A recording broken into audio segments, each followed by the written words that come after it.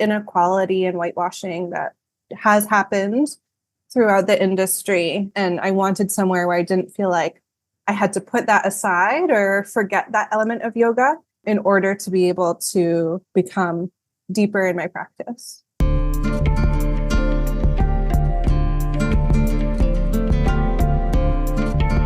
Welcome back to Full-Time Yoga Teacher Podcast. My name is Reika and I am your host. I hope you are having a great day as you tune into this podcast. If you are a returning podcast listener, I want to say thank you and welcome back. And if you are new to this podcast, welcome. So this podcast, Full-Time Yoga Teacher Podcast, is for yoga teachers, whether you're full-time, part-time, or maybe you are aspiring to become a yoga teacher. In this podcast, I interview different full-time yoga teachers around the world and share their journey, their experiences, and lessons they have learned along the way to make yoga their passion into a livelihood, and how each and individual yoga teachers have made that happen and successfully are living their life as a full-time yoga teacher.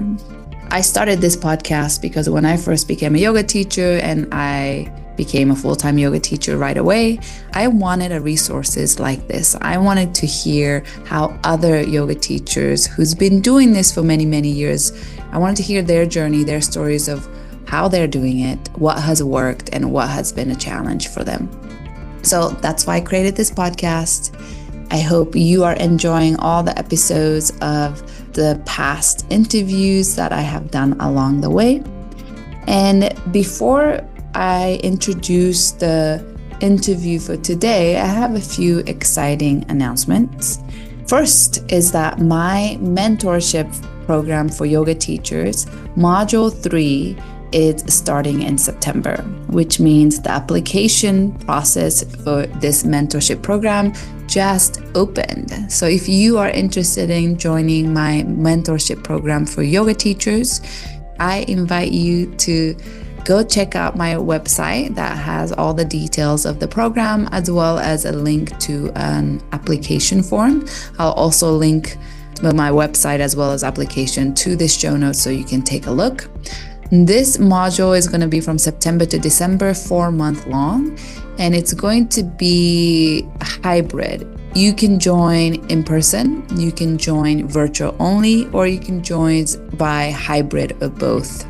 The details will be on my website, but just know that community is a big aspect of this mentorship program. So I do encourage all of my mentees to join the meetings live so we can have a live discussions and we can celebrate one another, encourage one another, and be part of a discussion that is a deep discussion about yoga, sometimes uncomfortable questions and topic that we touch on, which is part of being a yoga teacher, is to ask these uncomfortable questions, sit with them, and whether we have an answer for these questions or not, it's a matter of having a community to discuss these important topics and discussions, and how can we become the best yoga teacher that we can be in this moment. And also a yoga teacher that is very aware and live and teach yoga with their values and ethics in alignment. So if you're interested, please check out my website and apply through the link that you find on my show notes. Number 2 announcement is that some of you know I run a program called Yoga for Change. Every month, certain percentage of my profit that I make from my online yoga studio will be donated to nonprofit organization. For the last month or two, including this month, we are raising money and raising awareness for nonprofit organization called Sojourn. And I'm very excited because next week, the episode that I will release will be the interview I did with the founder and director of the organization. Her name is Jordan. She does an amazing job of raising money and partnering and collaborating with grassroots organizations that work with women and girls empowerment in different parts of the world. And she raised money through yoga and also sharing the tools and knowledge of yoga. She raises money for this organization and run retreats all over the world, as well as run teacher trainings in different parts of the world. So really amazing organization that really combine yoga and community development work. And I just have a huge respect for Jordan, as well as the work that she has really dedicated most of her adult life to. And I'm just so excited that we are raising money for her organization. So for Yoga for Change, what we do is once a month, we have a donation-based yoga class. Usually it's the last Sunday of the month from 8:30 Pacific Standard Time. And in this Yoga for Change class, it's a free class to register. You are welcome and encouraged to donate, and 100% of the donation that I receive from this class will go towards the organization that we're raising money towards. So for August, this month, we are raising money for Sojourn. And if you want to read more about this organization, I will make a link on the show notes so you can check them out. And what's exciting about this month is that this month, the Yoga for Change class, Jordan, the founder and the director of the organization, is going to attend. It's on Zoom, and she is going to share about her organization, what they do, some of the celebrations, success stories, as well as some of the challenges that they might be going through and how they have been overcoming those challenges. And she's going to share about the values, the mission of the organization, and there'll be some time for Q&A. So this is very short, but it'll probably going to take about 15-20 minutes for the sharing and Q&A. And then for the remaining hour of the class, I will be leading a yoga class. So this is a completely free class for you to register. There's a section where you can put the amount that you want to donate when you register for class. And just know that 100% of what I receive from this donation-based class will go towards the organization nonprofit Sojourn. So just know that all the money you donate from this class will go towards amazing cause that you get to learn about and ask questions to Jordan the day that you show up, so you can feel close to the cause that you are contributing towards. I really believe in yoga is not just about self-improvement or self-development, but it's also trying to uplift one another and trying to make the world a better place. And that is why Yoga for Change program and my business of teaching online, we put huge value. I put a huge value in giving back and yoga being part of a positive change we want to see in the world. So I am going to invite you to come join me August 25th, last Sunday of August, from 8:30 a.m. Pacific Standard Time until 9:30 a.m. Pacific Standard Time. Join me on this Zoom yoga class, which is to raise awareness and funds for an organization called Sojourn. Okay, so those are my two exciting update or news. Number one, my application for my mentorship program for yoga teachers now open. Come and apply. I would love to have you join the program and join this amazing community of yoga teachers. Secondly, I invite you to please come join me on this fundraiser yoga class called Yoga for Change. This is on August 25th, Sunday from 8:30 California time. I'll put the link to all of those information on the show notes. All right, so now the housekeeping is done. I want to talk a little bit about the interview that I'm going to share with you today. I interviewed Hannah Lee, and Hannah Lee works for yoga studio called Room to Breathe in Chicago. And this is such a unique yoga studio, and they combine therapy and yoga, and they also teach amazing trauma-informed yoga teacher training there as well. So it's such a unique format of offering yoga that this studio Room to Breathe is doing in Chicago. So I really want to highlight and share their unique style of teaching as well as unique style of running a yoga studio. So Hannah's going to talk a lot about the studio Room to Breathe that she works at, as well as her own experience of being a therapist and a yoga teacher. And she shared quite a bit about what is trauma-informed yoga, some great examples of how we can make our yoga classes more trauma-informed, as well as important of accessibility and inclusivity in the yoga space. So I hope you enjoy this episode. Let me tell you a little bit about Hannah. Hannah Lee is licensed social worker. She's also a yoga teacher and therapist at Room to Breathe, an integrated mental health and trauma-informed yoga practice based in Chicago with online offerings. Hannah sees therapy and yoga as tools for restoring choice, autonomy, and trust in oneself, and believes that everyone brings innate strength and skills to their healing journey. Hannah received her master's in social work from the University of Illinois at Chicago and completed the psychologically sensitive yoga teacher training through Room to Breathe. So I hope you will enjoy this conversation I had with Hannah, and I will speak to you on the other side.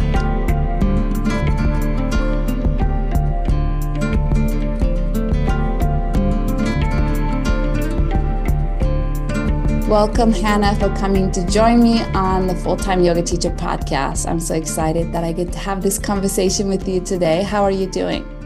I'm well. Thank you for having me. And tell the listener, where are you joining this interview call from?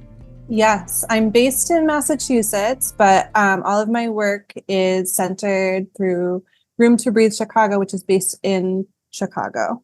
Is that, since I'm not familiar with that area, is that pretty close commute for you? I do all my work online, and one of the benefits has been being able to teach and also provide therapy through telehealth. So there's definitely been a pivot since COVID, and so I have the benefit of living a couple hours away by plane, but still being very connected to the Chicago community. Okay, so do you used to live in Chicago? Is that how you got it? Okay. Yes, I lived in Chicago for about 8 years. Okay, and is that where you're from? Originally, I'm from England and also Hong Kong. I grew up in Massachusetts and then lived in Chicago, and now I'm back in Massachusetts. So it is a long answer. Are you Hapa? Mm-hmm. Okay, me too. I thought that you were. Yes. Cool. Like sees like. Yes. Yeah, I'm half Japanese and half American. Awesome. My dad's from Hong Kong. Cool. And how long have you been teaching yoga? I did my teacher training in 2020, and I've been teaching a regular class since 2021, as well as incorporating it in my practice as a psychotherapist. Were you a psychotherapist before you did your 200-hour teacher training, or did that come after? I had just completed my training as a social worker. It all blurs together during the pandemic, but I had just finished and was starting my clinical work as a therapist, and then also was really curious about how yoga could be a part of the healing journey for people, and which is what led me to doing my 200-hour. And how long were you a yoga practitioner before you decided to take your 200? I started doing yoga in college. So it was probably 15 years or so. It took, it's the journey to get there. And it was one of those things where I had always wanted and was curious about doing my 200, but hadn't found a program that resonated. And I did Room to Breathe's teacher training in part because it touched on a lot of elements that I was looking for and didn't always find in other curriculums that I was browsing. So you did the teacher training through Room to Breathe, and then later on you ended up working for them. Yes. And so actually, there's a two-part business model of having a therapy arm or clinic, and and then also the yoga offerings. And they're integrated and can overlap, or people can just do one or the other. And when I first discovered the studio, I was like, this is so cool. This is something I want to do, quote unquote, when I grow up, later on in my career, and then actually was able to make that happen. So it's been a joy to be able to. And what was so special about their 200-hour teacher training that you were drawn to? And what do you think is unique about their training compared to other 200 hours out there? Yeah, I think the emphasis on being psychologically sensitive and trauma informed. And so seeing yoga as beyond the asana, beyond the physical, and returning to what it has been throughout history as a healing modality and a way to turn inwards rather than fitness only. And I think through that, their recognition of people are coming to yoga with all sorts of physical and mental challenges, experiences, limitations, and that yoga needs to adapt and respond to the people practicing rather than people forcing themselves into the type of yoga that's being offered. And so there was an awareness and accommodation woven throughout the curriculum that really stood out to me. And then also a deeper focus on the history and the roots of yoga, and also the inequality and whitewashing that has happened throughout the industry. And I wanted somewhere where I didn't feel like I had to put that aside or forget that element of yoga in order to be able to become deeper in my practice. Yeah, sounds like an amazing studio as well as a teacher training. I just quickly glanced through your website and the teacher training page before this interview. And I love that it's 225 hours, 25 hours extra than the regular 200. And what caught my eye was that there's a line or a section that said, this training is not for what you will not learn in this training. And you have a bullet point. It says one is how to offer hands-on adjustment. Second one is how to practice or teach complicated poses such as arm balances, headstands, and so forth. And next bullet point says how to teach a primarily fitness-based yoga class, which I really appreciated this website making it really clear, because this kind of already is going to weave out a certain demographic of people who's looking to do 200-hour, and it's really going to attract the right students who want to take this specific 200-hour. So I thought that was really smart for the website to list those things. Yeah, I think that we recognize that there are plenty of 200 hours. It is hard to figure out what one wants and needs, and that if we cannot compete with that model, that's not what we do best. And I think that has been a nice thing to be able to own to people. And I think what's so great about this training, if for somebody looking for trauma-informed yoga training, is that most people that I know, me included, I did my 200-hour and I signed up for a separate trauma-informed yoga teacher training, which was maybe a weekend format. And this training, it's combined. You can get your 200 certificate and also become trauma-informed. So I think that's amazing for somebody who's looking for this kind of training. Mm-hmm. Yeah, we love to think about the way that trauma-informed isn't an add-on. It's good for everyone. Even if you are in a class and you aren't feeling activated in that moment, or aren't struggling with a particular past experience or current experience, that still seeing other people in the room or space being treated with care and compassion makes a big difference in the experience of your practice. Yeah, I love it. What did you do after you completed your 200-hour? Did you start teaching right away, or what was your next step in your path? Yeah. From there, I joined on the therapy side of the practice and was building up my therapy clients that I was seeing. And I see predominantly Asian Americans and biracial folks, and also a lot of folks that are pregnant or parenting. And for me, being able to talk about how body awareness, even if we aren't doing yoga poses, just has such a huge role in healing, that using my teacher training knowledge of anatomy, the nervous system, etc., helped me to be able to say, okay, when you feel stress, where do you notice your body contracting? How can we respond to that? How can we open that up or release it? And so some folks do come in looking for specific yoga practices as part of their therapy. But many people just want to be able to talk about their bodies and acknowledge that they have one. So I did that for a while, and then the opportunity came up to take on a weekly class. And so now I also teach online through our practice on Tuesday mornings. And I also offer occasional special events, like I'm teaching a summer solstice class on Friday. And that's something, it's nice to be able to have those little add-ons and moments you can do something a little bit different. Mm-hmm. Okay, you caught my attention when you said you focus or you specialize in seeing Asian client and also biracial or a mixed. And I want to say that when I was looking for therapists in Southern California, I actually wanted to find somebody who, were mixed race because I am, and who it'll be amazing. I thought about like, it'll be amazing if I can find somebody who's half Asian and half, American or something in similar. So I felt like I could find somebody that I can speak to, that I hope they can relate to me and my experiences. So that's amazing that you do that. And I'm sure it's a niche, but people who are looking for that are going to be so excited to find you.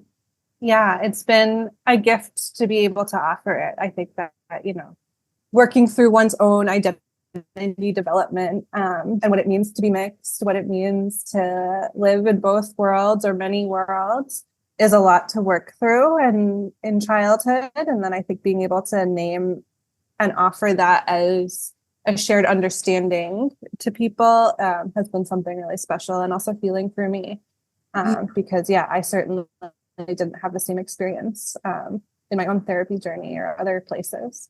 Yeah. Oh, that's so amazing to hear that. I'll definitely. And are you able to see somebody who's outside of your state? So I see folks in Illinois and then Minnesota are the two places I'm licensed right now. Okay, I see. Well, hopefully somebody listening can benefit from that, or they can recommend you to other people they know. I'm sure somebody like that would exist in Southern California too, but it's sometimes difficult to find. So yeah, I really strangely so.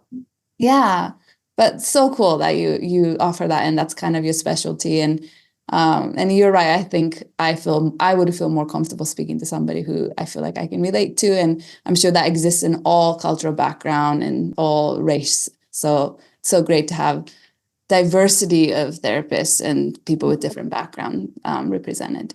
I think similar to the yoga space, the therapy space has been very white dominated, and having an opportunity to practice either modality with someone that has some shared experiences and also different ones is so powerful.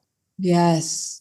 And I know you mentioned that when you see client, sometime the body awareness comes up, that you said your teacher training has really helped, but also you said that some client want some kind of yoga practice that they can do at home, and you kind of provide and create a program or like a short sequence for them. Is that how you kind of combine the two? Yeah, I have some folks where maybe that's what we'll open with is 5 or 10 minutes of grounding or movement. I run a caregiver group, and so we do some movement in there as well. And I think that in the spirit of accessibility, it's, what are pieces of yoga and the practice that you can take with you and that don't come in the hour-long elaborate sequence, but you can still shrug your shoulders and, do a forward fold at any time, and almost the permission that we need to build to have that be part of our day. I love that. It sounds very similar to like yoga therapy work of working one-on-one with your teacher and student, and teachers are able to give a student very personalized practice of whether breathing, pranayama or asana or meditation or chanting. It's very personalized to that specific person and what they're going through at that moment. It reminds me of kind of like Vini yoga therapy work. Do you think it's quite similar?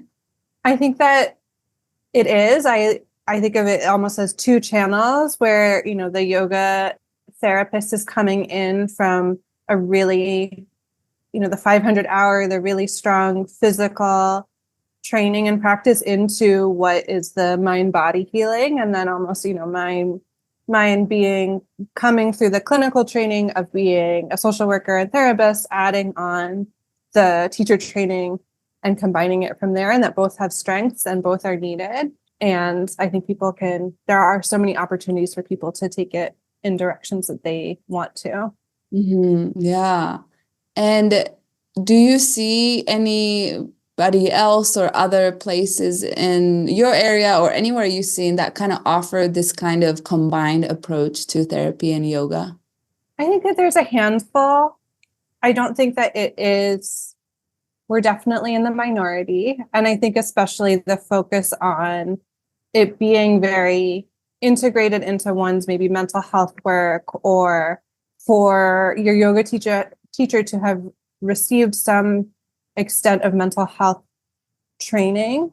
I think that's very unique to us. And I think is a way to promote safety that, we might, as practitioners, refer someone out to go see this other provider, and you really have to have the trust that they are going to treat that person with the care and autonomy that they deserve. And the nice thing of having everything in-house in that regard is that I know the kind of training our teachers have gone through.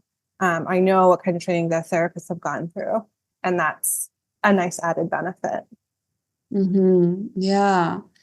And once you started working for your studio and also offering yoga as well as a therapy work, did you ever teach yoga anywhere else in a typical studio setting or a gym, community center, or did you kind of only stuck to that place, your home studio?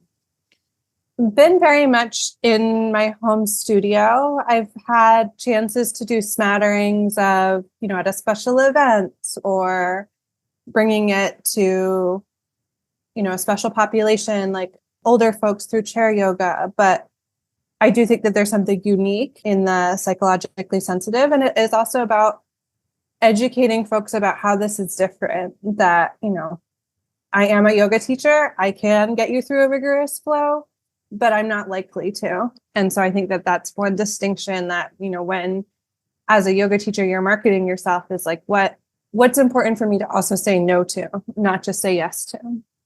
Definitely. I feel like that comes up a lot. And when I interview yoga teachers, is in the beginning, it seems like a lot of the patterns that I'm seeing in others and also myself is that in the beginning, we say yes to everything. And then as we gain more experience, we start to specialize and find our niche and start saying no to things that doesn't feel so aligned to the way you want to teach. But it seems like you kind of came in knowing the path, the direction you want to kind of take your teaching as well as your therapy work. And you were able to say no to the thing that wasn't in alignment with that and kind of continue pursuing more type of yoga you teach with what kind of the client and location where you want to teach. You kind of already had that direction and like a specialty when you came into yoga world. Yeah, I appreciate you naming that, because I perhaps didn't even think of it that way, where, the practice and the studio set that up for me, where I was like, yeah, that's kind of what I'm picturing. That's what I would like to do. And it does take a confidence to say no, or to figure out what you don't like, and to not get sucked into a scarcity mentality of, I need to be everything for everybody. And, that still, of course, comes up, but is easier when you can see that there's been a model and also a need. Yeah. No, I think that's a really interesting to point out. I think because you came in, did your 200-hour already you already had your the academic background that you wanted to pursue and go towards, but you really also wanted to weave in yoga in that. So I love that, because I think listeners can really hear this and hopefully get inspired that this is also a path as a yoga teacher, that it doesn't have to be just like 100% yoga, that's all you teach, like how you can weave in different knowledge or a skill set that you already had before coming into yoga, and how can you combine the two. And I think this is such a beautiful example of that. Yeah, it's a crowded space, the field. And I think that it can be easy to get lost in the chaos of, oh, what's this person doing? It looks like it's working. And it does take time to figure out what is my special thing and how to get it to the right people. Mm-hmm. Who was the owner who started this studio, Room to Breathe? Because it seems like it's such a unique concept to start. And like for me, living in Southern California, I'm sure something similar might exist, but I haven't heard of it or seen it before. So what was like the idea or inspiration behind somebody starting it? And was it difficult in the beginning to get the momentum going, to people to know about your space and people to know that all the offerings that this studio offers? Yeah.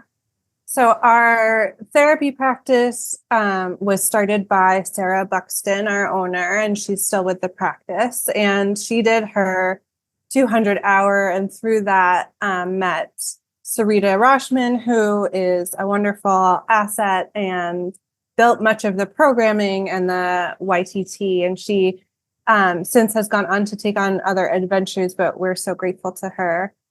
So together, they pictured this integrated option of there's a therapy space, and then there's also yoga that supports and works alongside your healing journey, whatever that might look like. And, having the shared physical space pre-pandemic, especially people being able to see that there's a physical studio, and then also, while they're stopping in to see their therapist, in the COVID world, we went all online. And so we have all of our classes are offered online.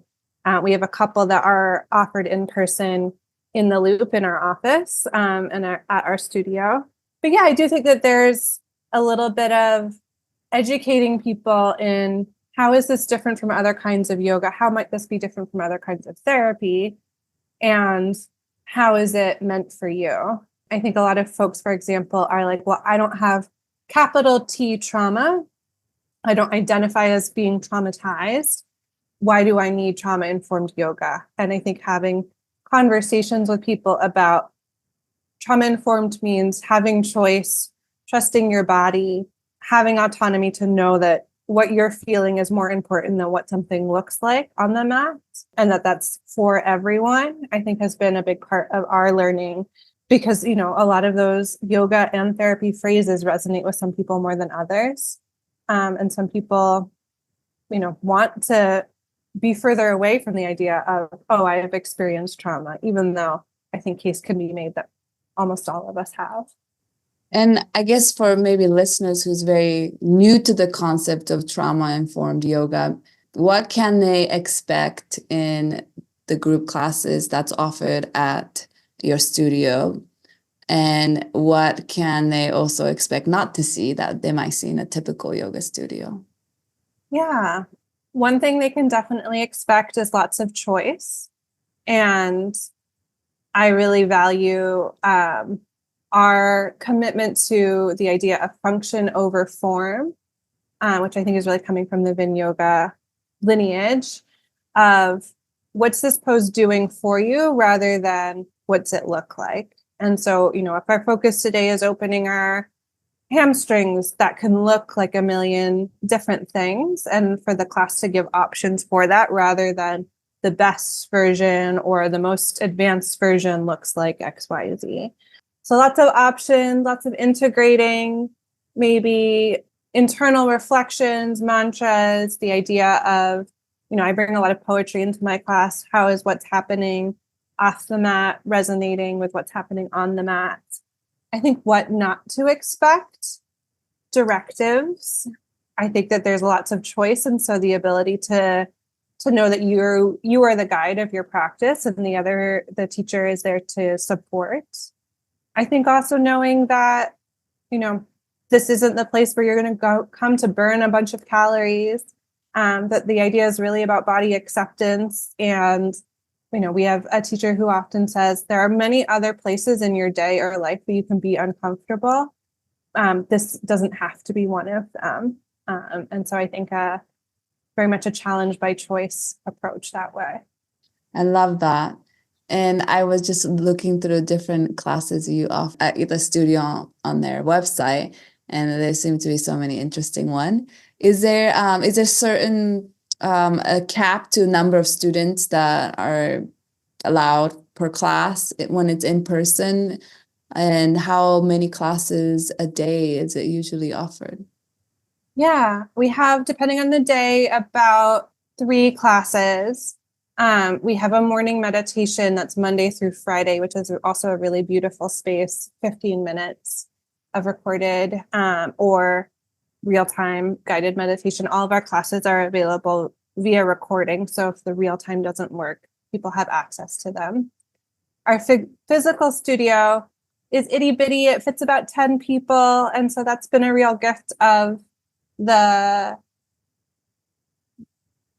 Zoom world, is that we have the ability to bring in whoever, wherever they are. And then the physical space is a very cozy spot in downtown Chicago. I know that you mentioned how pandemic has had quite an impact on your life as moving and now being able to teach online as well as probably the studio. So what was it like for you teaching yoga and working for the studio before the pandemic and then during and then as well as post pandemic, how has it shifted? Yeah, I joined after they had made the pivot to everything online. I did my teacher training all online, and I did really find it a treasured, sacred space for me because I wasn't leaving my house. I was parenting my toddler, and that was my yoga teacher training was very much a dedicated time where I could close the door. And even though I was still at home, I had this commitment to myself, which I really, I look back on fondly, even though it was not the teacher training experience I was anticipating. I do think that the practice in the studio did an amazing job pivoting online. I know it was so difficult. I do think that it changed accessibility. Folks with chronic illness or just distance from our studio have been able to practice with us. The option to turn your camera off and to do your thing in your space is a big gift to people.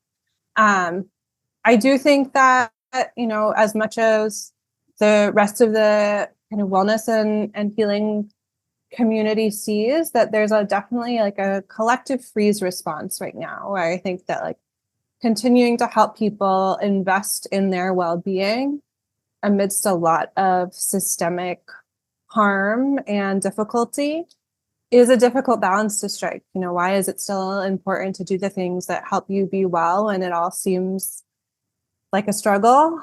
But we hope to offer a chance for people to continue to know that like we're not ignoring the ways in which the world is hard, and this is a safe space to rest with others in community. And were you offering most of your therapy online prior to pandemic and kind of switch mostly on to online, or was that already existing way of practicing for you? It was not. I did my training and much of my work prior in person. It was a shift. Before joining Room to Breathe, I was mostly seeing kids, and definitely online is really difficult for kids. And so I think that helped facilitate my pivot to parents as a therapy provider, that, if a parent is well, that supports the child as well, not one or the other, but that also adults are better suited for telehealth. And I do think for populations like parents who don't have time necessarily to leave the house to commute to a therapy office and then to commute back, it's made the practice more accessible, while also remembering the ways in which, how can I still talk to someone about their body, even if I'm just seeing them from, shoulders up because we're on Zoom. Yeah. Your typical week of working as a full-time yoga teacher / therapist, how does it look like? How many people are you seeing? How many classes are you teaching? I wear a few different hats at the practice. So I see about 20 clients a week for individual therapy. I also run a group focused on caregivers every other week. We have some team or support spaces that I meet with other practitioners, which is really supportive to me to be in community with others. And then I teach yoga consistently on Tuesday mornings and then sometimes special events like this week. And then I also do a lot of our community engagement work, opportunities like this to talk about what we do. So it's a varied week, which I think many of us in this kind of work, no one week looks the same and it ebbs and flows. And I think caring for oneself throughout that is an important thing, there's so much benefit to it not looking the same every week and also can be challenging. And what do you find it most challenging about your job that seems like you do see a lot of clients, 20, almost about 20 a week, and then teaching yoga classes. So what do you find is most challenging? And then also, what do you love the most? They're probably the same thing in the sense of, I think, especially doing this kind of work that I find, I'll speak for myself, I have to be really grounded in, am I doing my own physical practice? Am I doing my own meditation? Am I doing my own therapy? And understanding the ways in which I have many of the same needs. I am by no means in a different place than those I support and come alongside. And so I think the challenge of maintaining that, making sure it doesn't fall by the wayside as we all often get sucked into life. And also a huge gift to have something that holds me so accountable, and that it allows me then to show up for other people and learn their stories and support them. Those are some pieces that I really love about the work. And then it helps me remember, how can I be well enough to show up for others?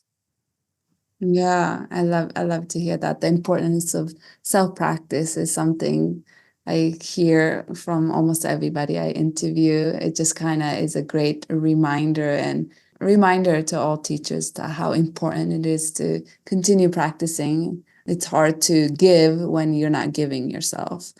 So I love what you said. I know you said that the way you teach, the studio's mission is a lot of accessibility and inclusivity. How are you, maybe in your teaching, but also as a studio, are trying to practice that in reality? Yeah, such a good question. I think one part is having regular conversations about it and not assuming that there is one evolved endpoint of doing that kind of work. We offer material support, such as we have a scholarship fund for our teacher training for BIPOC folks.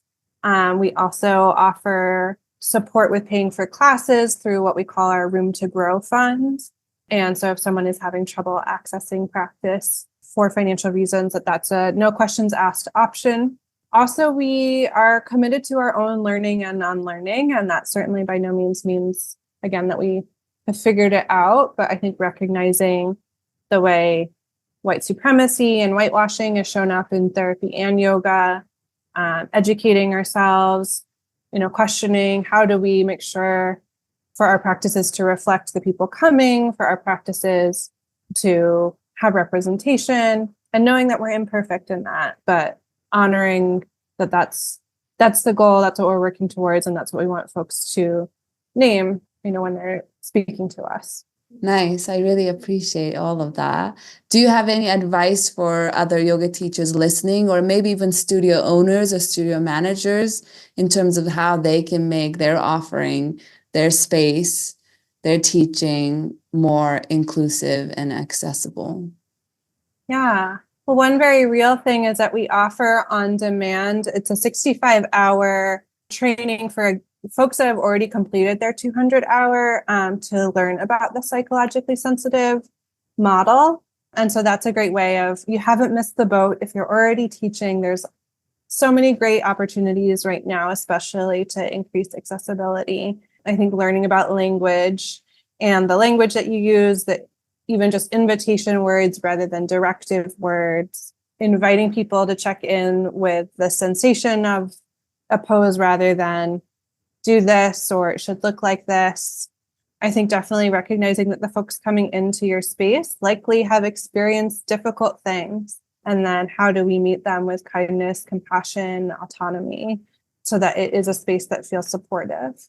I love hearing that. And knowing that most yoga spaces, in my experience, aren't very trauma informed, especially like a big studios or more like a chain studios, yoga studios out there. Is there anything that you wish every teacher training included? I think that there's something that I had almost forgotten, being only practicing online for so long. But, recently doing a little bit more in-person yoga, recognizing that like where the teacher's positioned in the room can really change one's experience. A teacher that's constantly pacing or perhaps coming from behind someone can be pretty unsettling, especially if you're, again, used to being at home a lot of the time. No one is walking up behind me often. And even the small things like that of, where is your presence in the room? How close is someone to the door? Are you letting people know if you're offering assist? Do you need to offer assist? I think that those are some practices that I'm continuing to be reminded of that, like, yes, can fundamentally change someone's experience of a practice. And in that case of teacher walking around the room, do you, in the trauma-informed lens, do you suggest teachers to kind of stay in most of the class in one spot? Our lead teacher, Karen, does an amazing job where she'll she'll say, I'm coming over here to adjust the lights, or I'm coming around to pass everyone a blanket. And even just naming what you're doing and moving slowly with intention can really help soothe someone. I think that, of course, we can't police ourselves and can't say, okay, I'm not moving off my mat, or I can't move around the room, especially when you're in the groove of teaching, but also thinking about like, what's the experience of the individual as well as the whole class, and how can maybe just more information change the experience for someone. No, I love hearing that, and the kind of naming that I'm walking over to turn the lights off or dim the lights. I'm walking over to go grab a block. That's such a great advice for any more like a tangible example of what you've been talking about. So thank you for sharing that. And is there any mistakes you made in your yoga teaching journey along the way that you learned something or you grew from, or maybe something that you wish somebody had told you earlier, or maybe something you want to share to the listener, that maybe some kind of tips? Yes, there are so many. I think that teaching yoga is such an opportunity of continually learning. And I think that for me, seeing it as that is both a challenge in my own humility and confidence, and also, what makes it not boring. Oh, there are chances here to go back and do that differently, be it cueing, be it a prompt, the confidence with which I project into a space. I think that advice that I got during my yoga teacher training that I have continued to find useful is build your basic sequences, have 3, 4, 5 in your pocket, know that you can work off of them. No one is likely tracking you to say, like, that's what we did last week. But having that base then allows you to grow from there in terms of what you want to add in, what it feels like to cue that sequence, what kind of reflections or intentions you could prompt from there. And so I think giving ourselves permission to reuse our good material and know that that still is something to offer, I think is something I learned. That's such a good advice and tips. Second to last questions. What does success mean to you as a yoga teacher and also as a therapist?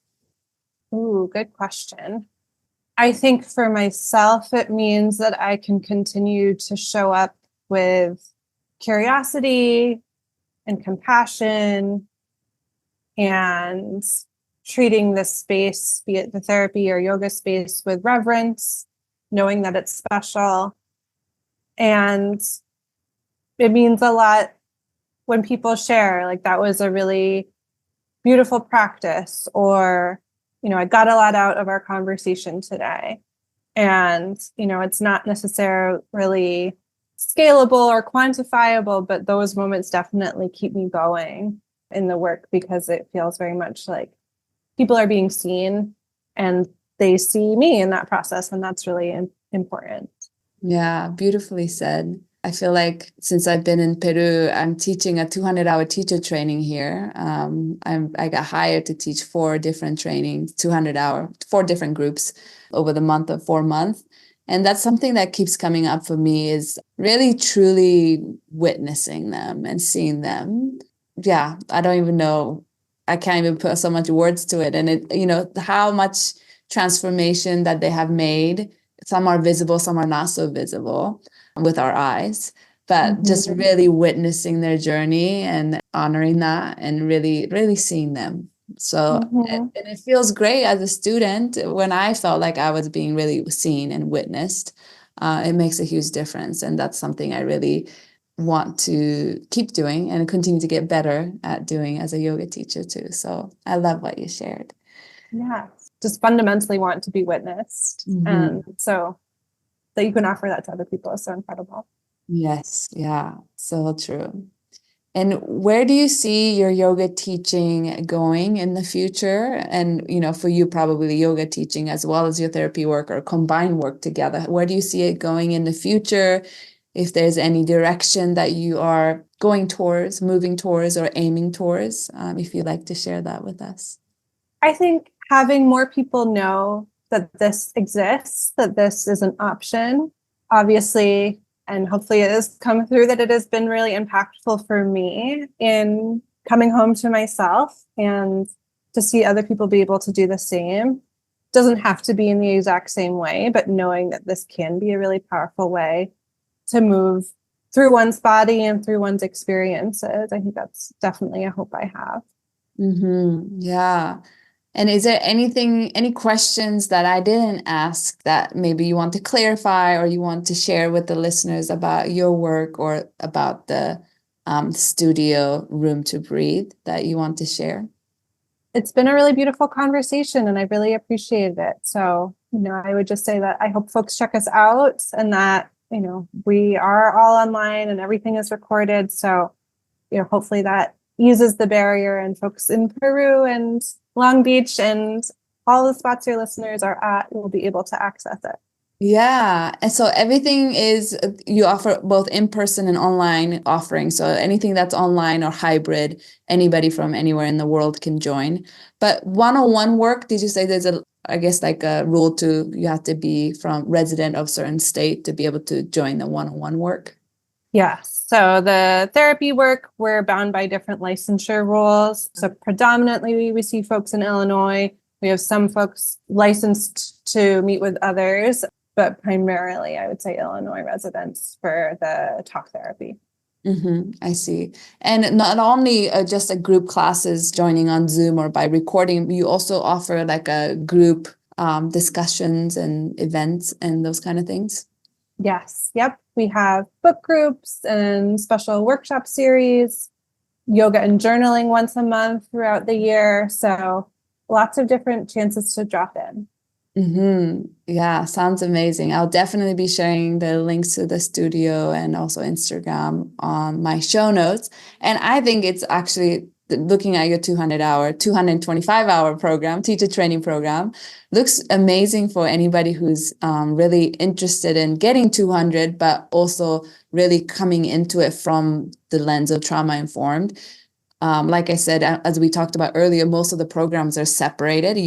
Trauma-informed training is something add-on you do later, but this training, it's kind of all weaved in from the beginning, which I think is so fascinating. So I think I would encourage any listeners who's interested in 225 hours of yoga teacher training that is trauma-informed. Looks like an amazing program. Well, thank you. Yeah, thank you, Hannah, so much for your time. I really appreciate this conversation. I think it's such a unique offering that your studio Room to Breathe offer, and hopefully more people can really get to know all the amazing things that you and your team offer. Well, I appreciate it. Thank you for holding and creating the space for us. I hope you enjoyed the conversation I had with Hannah. Although I've taken trauma-informed yoga teacher training, which was maybe like 3 or 4 days long training that I've taken, like I said in the interview, it was kind of like an add-on that I chose to continue my education in. It wasn't part of my 200-hour teacher training. And I really love that the teacher training that's offered at Room to Breathe is centered around trauma-informed. So I think for yoga teachers who know that's the focus your attention, you're teaching on, and that's where you want to niche down, I feel like the yoga teacher training program at Room to Breathe seems wonderful. I have not personally had an experience of taking their teacher training, but from what it sounds like, a really cool model of teacher training, as well as a really cool model of yoga studio, where they are combining mental health and also trauma-informed yoga under the same roof. So I hope you really enjoyed the conversation I had with Hannah. Like I said at the beginning of the podcast, my mentorship for yoga teachers, Module 3, the application is now open. So please check out the link on the show notes to apply if you are interested in joining the program. I tried really hard to make this program affordable. There are a lot of yoga mentorship program out there that charges thousands and thousands of dollars. And I really believe in accessibility, inclusivity, and I know that I couldn't afford that kind of price point when I first became a yoga teacher. Even now, that's a lot of money to invest. So I've tried to make my program very accessible. So it's as low as $45 a month for my mentorship program. It's, like I said, it's 4 months long, and there's online aspect, in-person aspect, and also hybrid option. And I really believe in the community. So I encourage all my mentees to join the offerings in live time, live space as much as possible, rather than just watching the recording, because in community is where the magic happens. I am going to have 2 guest teachers during the next module of my mentorship program. One guest teacher is going to do a workshop on backbend, and another guest teacher is going to do a workshop on art of teaching private yoga. And she has so much experience teaching a private yoga. So I'm very excited for both of their workshop that's coming up. So just know that it's not just me teaching the mentorship content. I will be bringing in guest teachers in the next module. So if you have questions, you can always reach out to me. If you just want to talk about the mentorship program or even talk about the podcast episode that inspired you, I really love hearing from my listeners. So you can reach out to me. I'm most active on Instagram. My handle is at Reika Yoga, REIKA YOGA, or you can message me through my website. It is www.reikayoga.com. And remember, Yoga for Change class. It's free to register. Donate if you want to and if you can. That is happening August 25th, Sunday, from 8:30 a.m. Pacific Standard Time. I would love to have you come join me in that class. So that is it for me today. I hope you have a great rest of your day, and I will speak to you next week. Bye.